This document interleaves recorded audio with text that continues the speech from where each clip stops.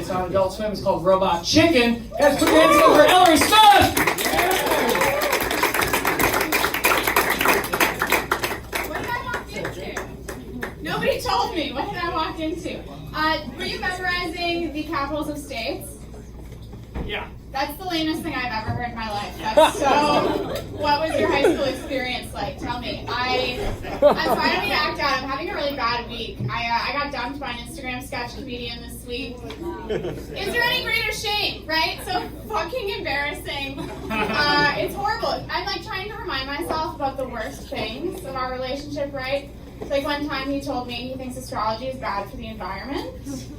But it's nice that he cares about the environment. Not everybody does. It hurts me so much every day. I really, really miss him. It's not going well. I had like a Vietnam-style flashback this week to a date we went on where he told me he thinks the word bro is a slur. Round of applause, do we agree? You know, I think it's like such a red flag when a man who wasn't alive during the Reagan administration loves Ronald Reagan. Like, that's not a good sign. It means he's a budding white supremacist. I didn't say it. My ex was not abusive per se, right? But he did make me watch Passion of the Christ twice because I was not paying enough attention the first time. Thank you so much. Horrible. We were on and off for a long time. My boyfriend and I were sort of like walking past a trash can that smells like food, right? Because your brain knows that it's trash, but your body thinks, what if there's something worth saving? And it just never is. It's so bad. It's horrible. I knew it was over with my boyfriend and I when my therapist asked me how I thought he would feel if I killed myself. And I told her he would find me have something interesting to talk about, so maybe I should. She thought it was very dark too, but I stand by it. I have a type. It's really unfortunate. I have a type. My type is like the kind of guy who every time you say an interesting fact about something, they pause and go, did I tell you that? She knows the type. Horrible, so awful. I don't like dating. I really hate it. Last year I was dumped by a guy who has 2 DUIs, right? And it's like, you are not better than I am because you have one more DUI than I do. That's not because he's so cool. He had an ankle bracelet. And honestly, it was kind of cool. It was kind of cool. I thought it was hot at the time, but I am 25 now. It's not going well. I keep going. I've been dating around a little bit. I keep going on dates with men who will describe themselves as being like golden retrievers, right? Which I have to assume means that they plan on being dead in 12 years. And that's sort of nice in its own way. It's pretty convenient for me personally. I'm sort of I'm like working through a lot of stuff right now. I'm like in pretty intensive therapy and I'm recovering a lot of repressed memories, right? For instance, this week I remembered that when I was a sophomore in college, a man in the middle of having sex with him asked me if I'd ever seen Garden State. And I was just never prepared to run into that level of violence against women. It was no, for real, I'm trying to like de-weaponize a lot of the language I use around my own mistakes, right? So now every time I hook up with somebody I regret, I call it satire. And instead of like a bad decision, it is political commentary. You can Venmo me after the show, thank you. Doing the work of an ally. We love to see it. I was heavily addicted to nitrous in high school, so please forgive me. I was not rich. Nitrous is like white trash culture, but I stand by it. It's pretty fun. Thank you so much. I'm great at that. I had a hard year this year, aside from the Instagram sketch comedian. Anyway, I had a hard year this year. My dad passed away this year, and we had to put my mom into a retirement home, right? She wasn't all that old, but she wouldn't stop saying the word Oriental, so we knew that it was time. Nice. Yeah, she's a racist. You have to get them off the streets when they get like that. It's not safe. Particularly for other people. She'll be fine. Your parents are racist, that's why you're not laughing. Come around and say, no, I don't think I'm dealing with the death of my dad all that well. I think I might be acting out a little bit, right?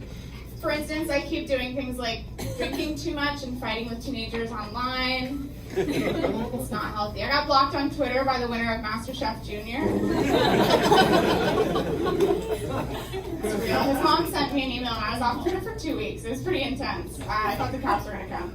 His name is Logan. He's 14 years old. I told him to eat my shit and die. I'm not manipulating. I'm really laying into it. And then I got really sad when he blocked me. It wasn't good. Some good things happened to me this year, though. My sister had a baby this year. I'm an aunt now. Thank you so much. It's been incredible. I'm technically not allowed to hold the baby. She did name it after my ex-boyfriend, though, so it's nice that she recognizes I incented to drop it, and I think that's important. She really did that.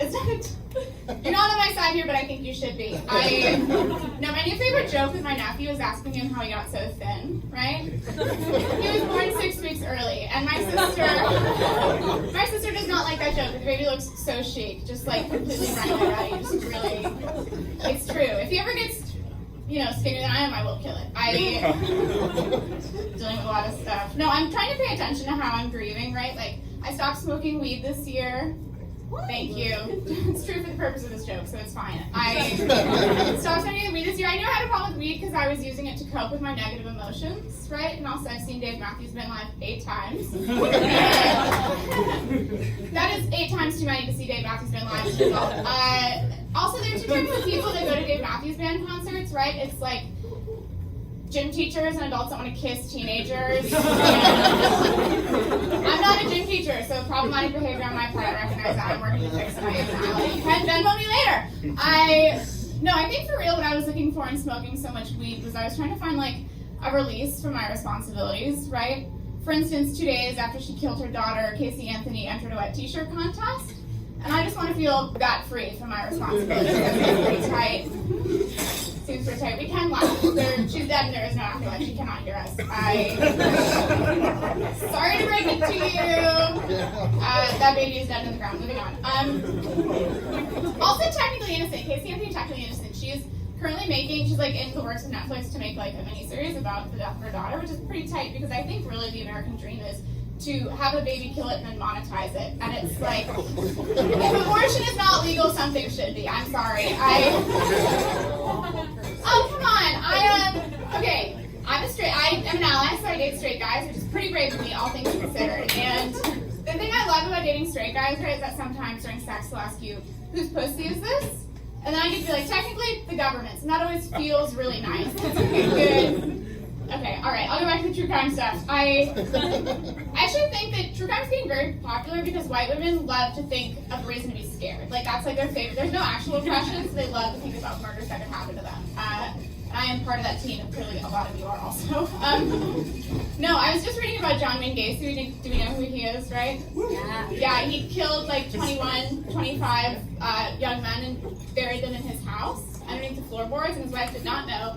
She was probably out to lunch. And when he was arrested, he told the arresting officers, the only thing I'm guilty of is running an unlicensed mortuary. Feels like a huge crime. I don't know, feels like a big crime. Seems like you could just go to jail. Okay, you're not with me on that? I really think it's funny. I hate doing comedy so much. It like only hurts my feelings, right? My therapist and I, we're trying to work on separating my self-worth from how well I do or do not perform on stage. So every time I bomb on stage, I buy myself a $12 cocktail.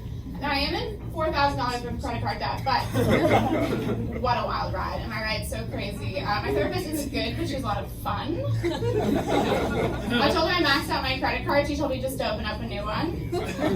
Is that good advice? No idea. I'm 15. I would not know. Only using my mom's credit card. No, she's really wacky. My therapist has the word whatever tattooed on her forearm. I asked her what it meant once. She said, don't worry about it. I have only worried about it since. She may or may not be licensed. It's not going well. I actually have 2 therapists, which I really, really like. I really appreciate it. I think I have like a team. I think it's going really well. The only thing I don't like is that they've complained about when I see them together in sessions, I call it getting double teamed, and they are not on board with that. But I think it is insanely funny. There are like so many types of comedy that are bad that we don't talk about, right? Puns, for instance. Some stand-up. I entered a stand-up comedy competition recently because I don't respect my own time, and frankly, why should I? A man in the green room told me that he was fluent in sarcasm, that he'd been doing comedy for 8 months, and then I watched him win $100. It was the most encouraging experience of my life today, probably. Even worse than that, though, is there was an improv team at the stand-up comedy competition. They did 45 minutes. There were no women on the team. Thank God. And we've lost so many stand-ups to suicide recently. I just wish the more improvisers would kill themselves. Sometimes people in LA don't laugh at that joke because if you've ever taken a UCB class, you have $500 extra, and for that you do deserve to be dead. I don't make the rules. Some kids, wealthy parents here, I feel. I do comedy and I love it, but obviously I still have to make money, and there's no money in comedy, so I attempt. Pretty brave. And we had, at this office I was temping out, we had a potluck breakfast, right? And some woman brought in a frosted birthday cake, and it made me incredibly sad, you know, because like I know that she considers that to be breakfast food, and it was heartbreaking, truly. Even in that same, at that same job, right, I was working in the mailroom with this woman, and we were talking about long-term career stuff, right? And she was trying to say both of the phrases, I'll win the race and I'll win the war. And she accidentally said, I'll win the race for. And there is no recovering from that, right? Like, I think legally you have to kill yourself. I left because it was not a good look for me to be associated with that kind of behavior. Truly wild. I hate living in LA. No, I like living in LA. I'm a really bad driver. I think that's why I don't like living in LA, right? Like, my dad taught me how to drive. And I think that if he were alive today to see me try to parallel park, he would get cancer and die all over again. Like, it's just so... Again, no afterlife, you cannot hear us. Also, it's my dad. He was kind of a racist. I'm from dairy country. It's horrible. I lived in LA for 3 years, and at that time I've gotten $475 worth of parking tickets. I've seen 2 dead dogs. One was sort of my fault, so like a dead dog got laughed. And a man on the street told me he could smell my pussy when he walked by me. But folks, it is a very hot city. We don't know what's true. Okay, I'm Ellory. Thank you so much.